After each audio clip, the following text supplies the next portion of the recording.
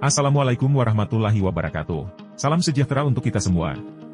Pada kesempatan ini, saya akan menyampaikan aksi nyata yang saya kerjakan di platform Merdeka Mengajar, topik perencanaan pembelajaran SMP, paket B dengan tema merumuskan tujuan pembelajaran.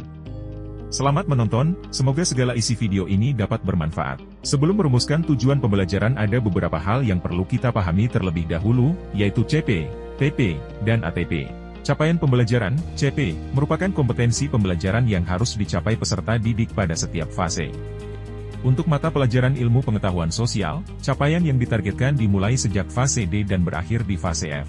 Tujuan pembelajaran merupakan deskripsi pencapaian 3 aspek kompetensi, pengetahuan, keterampilan, sikap, murid yang perlu dibangun melalui satu atau lebih kegiatan pembelajaran.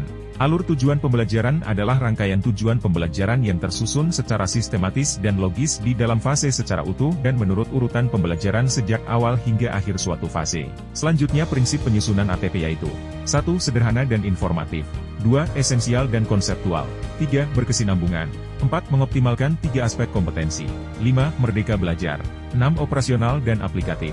7. Adaptif dan fleksibel. Tahapan dalam menyusun ATP yaitu 1. Melakukan analisis capaian pembelajaran yang memuat materi dan kompetensi pengetahuan, keterampilan, dan sikap. 2. Identifikasi kompetensi-kompetensi di akhir fase dan kompetensi sebelumnya yang perlu dikuasai peserta didik sebelum mencapai kompetensi di akhir fase. 3. Melakukan analisis setiap elemen dan atau sub-elemen profil pelajar Pancasila yang sesuai dengan mata pelajaran dan capaian pembelajaran pada fase tersebut.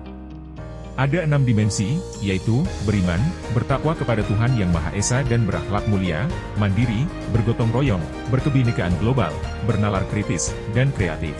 4. Berdasarkan identifikasi kompetensi inti di akhir fase, rumuskan tujuan pembelajaran dengan mempertimbangkan kompetensi yang akan dicapai, pemahaman bermakna yang akan dipahami dan variasi keterampilan berpikir apa yang perlu dikuasai siswa untuk mencapai tujuan pembelajaran. 5. Setelah tujuan pembelajaran dirumuskan, susun tujuan pembelajaran secara linear sebagaimana urutan kegiatan pembelajaran yang dilakukan dari hari ke hari. 6. Tentukan lingkup materi dan materi utama. Setiap tujuan pembelajaran dapat memiliki lebih dari satu lingkup materi dan materi utama. 7. Berdasarkan perumusan TP tentukan jumlah jam pelajaran yang diperlukan. Nah, setelah kita membahas satu persatu tahap penyusunan ATP, sekarang kita lihat contoh ATP untuk Mapel IPS kelas 7 atau fase D kurikulum Merdeka. Di sini yang saya cantumkan hanya beberapa saja karena keterbatasan slide. Untuk yang mau lebih lengkapnya bisa cek link di deskripsi video ini. Selanjutnya merencanakan asesmen. Rencana asesmen dimulai dengan perumusan tujuan asesmen yang berkaitan erat dengan tujuan pembelajaran. Pendidik memilih dan mengembangkan instrumen asesmen sesuai tujuan. Hal yang perlu diperhatikan adalah karakter peserta didik, kesesuaian asesmen dengan rencana pembelajaran dan tujuan asesmen, kemudahan penggunaan instrumen untuk memberi umpan balik kepada peserta didik dan pendidik. Ada beberapa instrumen penilaian dalam asesmen pembelajaran kurikulum Merdeka yang bisa digunakan yaitu, rubrik, checklist, catatan anekdot, dan grafik perkembangan. Bagian akhir dari video ini adalah dokumentasi kegiatan pelaksanaan aksi nyata. Terima kasih sudah menonton. Tuliskan sarannya di kolom komentar dan jangan lupa subscribe dan share channel YouTube Mabesa Official.